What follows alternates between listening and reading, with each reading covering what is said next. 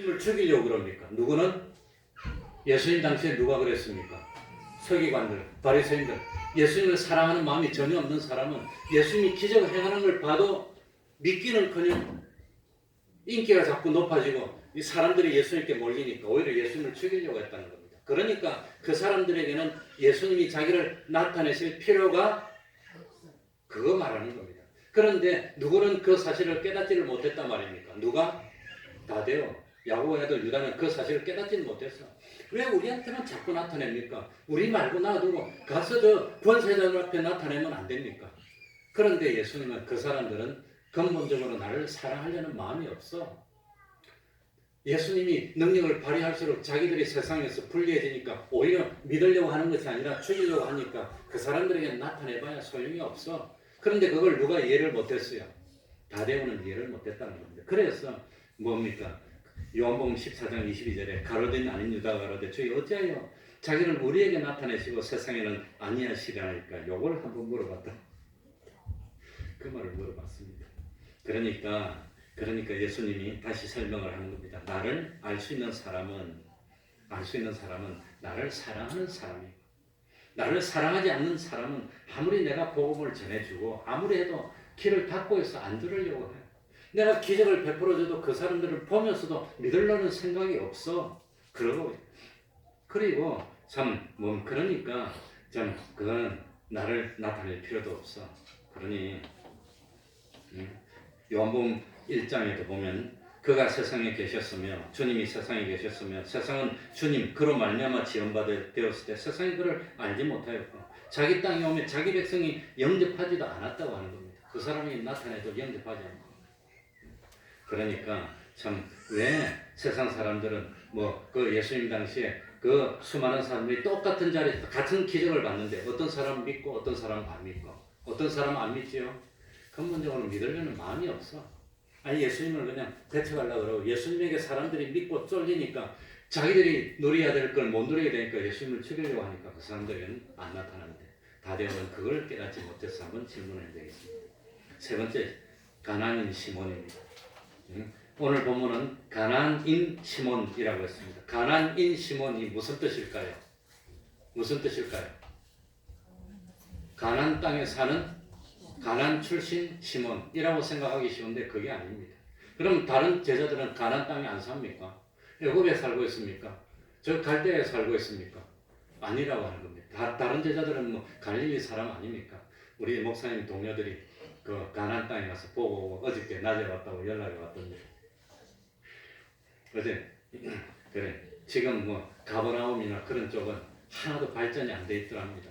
그 땅에는 찾길도 안 좋고 이스라엘 사람들이 많이 사는 텔아비브나 예루살렘은 길도 좋고 그냥 빌딩이 있고 그냥 발전했는데 이 예수님이 나시고 다니던 갈릴리 주변에 가보니까 차도 한 대 가고 오면 비껴야 되고 발전이 안 됐더랍니다. 그래 왜 그러냐면 그쪽에는 아랍 사람들이 다 사니까 들어와서 발전을 안 시키고 있다고.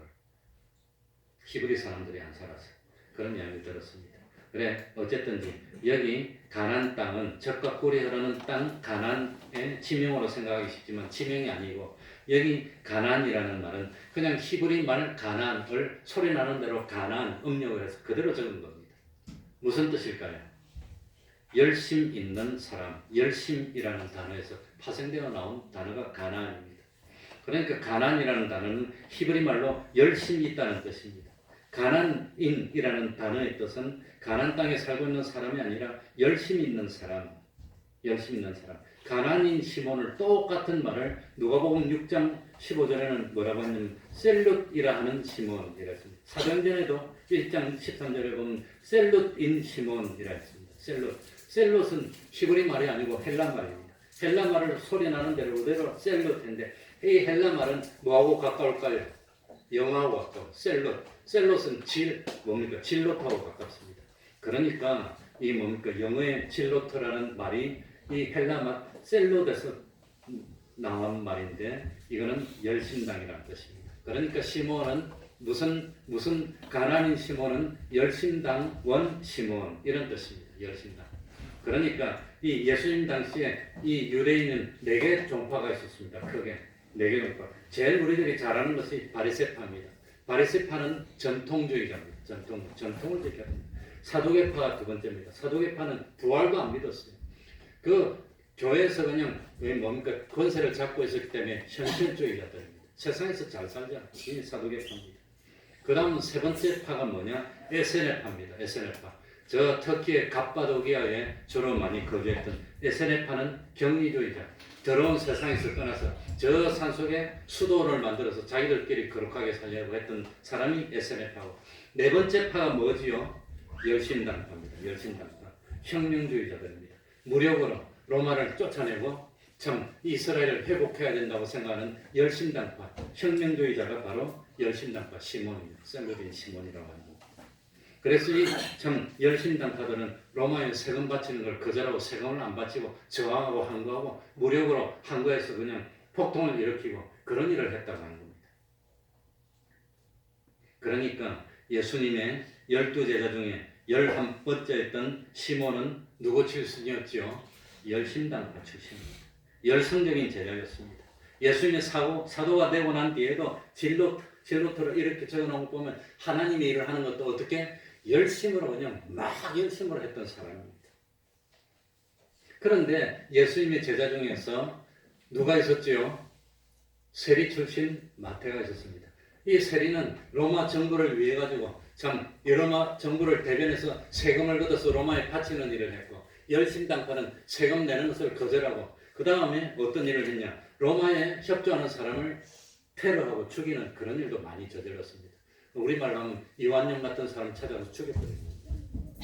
그런데 예수님 제자 중에서는 이완용 같은 마태가 있었고 열심당파인 시몬이 있었고 같이 제자가 돼버렸어요. 어쩝니까 이걸 갖다가? 죽여야 됩니까? 살려야 됩니까? 어떻게 해야 되지요?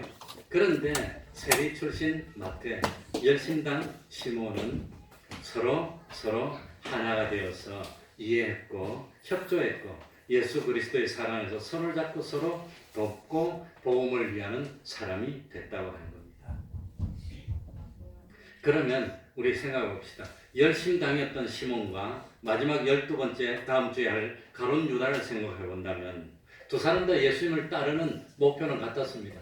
열심당 시몬은 예수님의 제자가 되어서 힘을 써가지고 예수님의 힘을 이용해서 로마를 쫓아내고 뭡니까? 이스라엘을 회복하려는 그런 목적을 가지고 있었고, 가룟 유다는 정치적으로 예수님이 권세를 잡으면 그 밑에서 한몫 챙기고 출세하려는 그런 목적으로 예수님을 따랐고, 둘 다 무슨 목적으로 예수님을 따랐지요?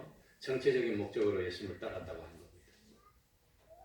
그런데 예수님을 점점 따르고 믿음이 들어가자 이 열심당 시몬은 변화가 됐어요. 이 세상에서 정권을 잡고 회복하려고 하던 사람에서 변화돼서 뭡니까? 자기를 부인하고 자기를 희생하고 하늘나라를 전파하는데 열심 있는 사람으로 완전히 변화가 됐다고 하는 겁니다. 그래서 같은 세리 출신인데 같은 제자가 됐을 때 서로 협조하는 그런 사람으로 완전히 변화가 되고 말았습니다. 세상 나라를 추구하지 않고 하늘나라를 추구하는 그런 열심 있는 사람으로 돼서 열심당파가 부끄러운 말이 아니라 하나님을 위한 열심쟁이 그런 의미가 되고 말았다고 하는 겁니다. 그렇게 변화가 됐습니다. 그런데 가룟 유다는 처음에 예수님을 따를 때 예수님이 권세를 잡으면 정치적으로 자기도 한몫하려고 했는데, 그런데 보니까 예수님이 권세를 못 잡고 없어지고 이 예루살렘의 위정자들, 이 권세자들한테 핍박받는 모습을 보고 예수님 따라봐야 나한테 득될 것이 없겠구나. 그래가지고 가룟 유다는 시몬처럼 변화되지 못하고 예수님을 뭐하고 말았지요? 배반하고 말았다. 그러니까 결국 이 뭡니까? 세리 마태도 예수님을 따르다가 완전히 변화되어서 자기 모든 것을 내어놓고 주님을 쫓는 제자가 됐고, 열심당파인 시몬도 예수님을 따르다가 결국은 세상 나라가 이거는 아무것도 아니야. 이 세상 나라를 위해서 열심을 내는 것이 아니라 무엇을 위해서? 하늘나라를 위해서 열심을 내야 돼. 그런 사람으로 완전히 변화되었어. 참 하나님의 사람이 됐다고 합니다. 우리들도 처음에 교회 나올 때는 여러 가지 목적으로 나옵니다. 예수 믿어서 좀 병도 고쳐볼까? 예수 믿어서 좀 장가도 가볼까? 이런 목적으로 나올 수도 있습니다. 그건 나쁜 거 아닙니다. 그러나 주님을 만나고 난 뒤에는 어떻게 돼야 되지요? 변화되어서 하늘나라를 소망하고 바라보는 사람이 돼야 된다고 합니다. 그래 참 알페의 아들 야고보, 유다 다데오, 셀루딘 시몬 이 세 사람에 대해서 많은 것은 알지 못하지만 분명한 사실은 끝까지 남아서 주님의 사도로서 사명을 다했고 예수님을 따랐고 땅 끝까지 가서 복음을 전하다가 다른 제자들과 똑같이 생명을 주님께 전하고 끝을 마치고 승리했던 제자였습니다. 하늘나라가 보면 영광의 보좌에 다 같이 앉아있을 줄 압니다. 우리들도 주님이 부르실 때 순종하여서 영원히 후회 없고 부끄러움도 없는 영광스러운 구원을 이루는 우리가 되어야 되겠습니다. 말씀을 생각하면서 통성으로 기도합시다. 나도 변화되게 해주십시오. 하나님을 위해서 열심을 내고 진실로 이 세 사람의 제자들처럼 오른손이 하는 일을 왼손이 모르게 말없이 충성하고 섬기는 삶을 사는 우리 되게 해주십시오 하고 기도합시다. 하나님 아버지 감사합니다. 말없이 충성하지 하나님 아버지 신뢰를 말씀하십시오. 주님이여 저희를 주여 주여 부족하지만 주님께 들려 붙들겠습니다. 얼마든지 큰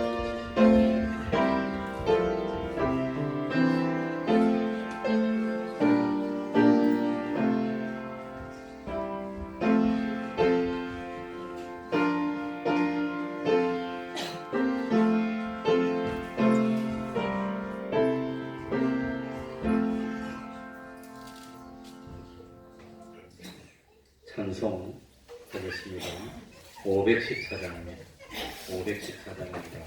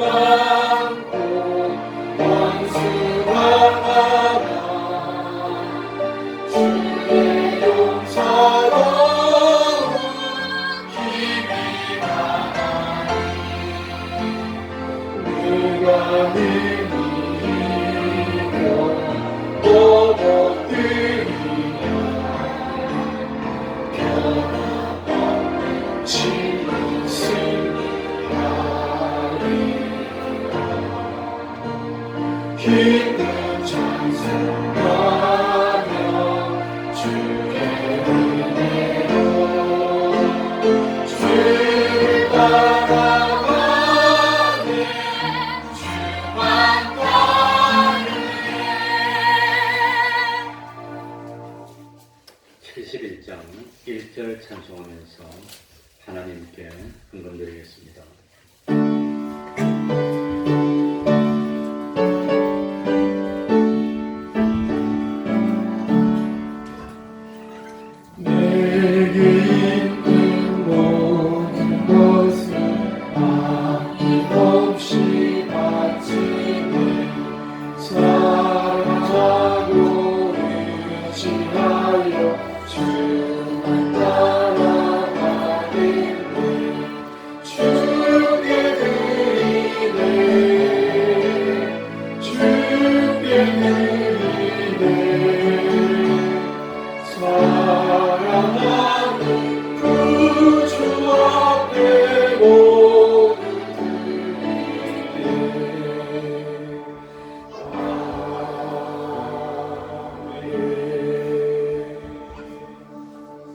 형통케 하시는 은혜 감사합니다. 십자가 감당케 하시니 감사합니다. 자녀 집 방문하여 예배드리게 하시니 감사합니다. 범사에 감사합니다.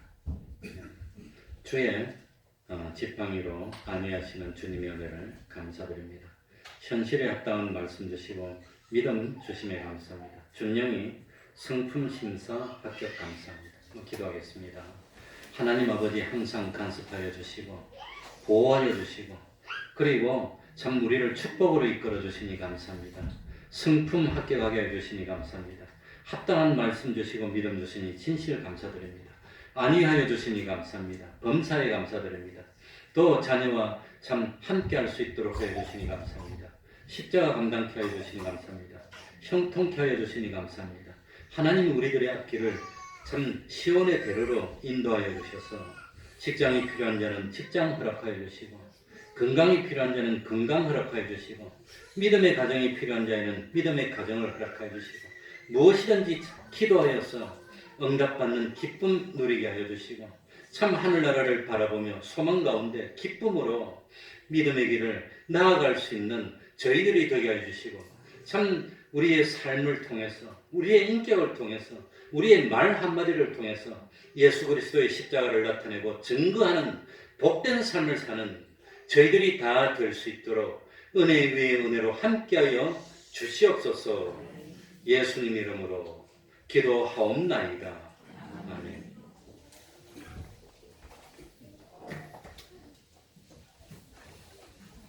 날씨가 참 왔다 갔다 하니까 이 참 건강이 좀 감기가 많이 되고 그럽니다.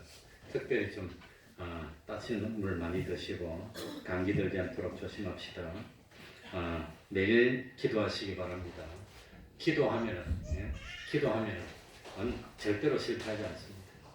매일 성경을 읽고 영의 양식을 드시기 바랍니다. 오후 예배 후에 구역장님들하고 또 관심 있는 우리 좀 원로들하고 같이 모여서 잠깐 요 앞에 모여서 의논하겠습니다. 특별한 것은 아니고 연말이 돼가니까 준비할 것도 있고 해서 잠깐 의논하도록 하겠습니다. 그러면은 다 같이 일어나셔서 일장 찬송 부르고 축도를